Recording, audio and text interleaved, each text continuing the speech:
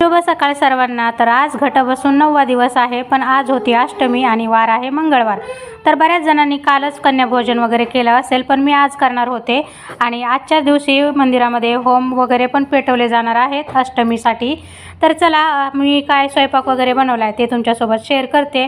तर सकाळी सकाळी छान अशी देवपूजा करून घेतली आणि आज खूप छान असं आमच्या तिथे ऊन पडलं होतं आणि चाफ्याच्या झाडाशेजारी एक मनी प्लांटचं नवीन रोपटं मी लावलेलं आहे आणि चाफ्याच्या झाडाला कळी पण थोडीशी मोठी झाली आहे, फुलल्यानंतर तुमच्यासोबत शेअर करेलच।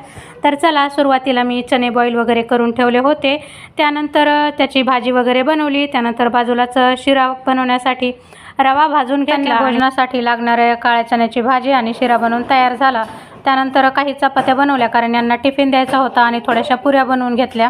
तर झटपट सर्व स्वयंपाक बनवून तयार झालेला आहे। आता 9 दिवस उपवास जरी असले तर कन्या भोजनासाठी आपण जो स्वयंपाक बनवतो तो सुरुवातीला देवाला अशा नैवेद्य मी दाखवून घेतला। थोडीशी मटकीची रस्सा भाजी पण बनवली होती कारण यांना टिफिन द्यायचा होता। तर थोडी चण्याची भाजी, मटकीची भाजी, चपाती आणि थोडा शिरा असं यांना टिफिन पॅक करून दिला। त्यांना थोडंसं खायला पण दिलं, ते गेले आणि त्यानंतर मी आणि माऊ इथे छान असं तयार झालेलं आहोत।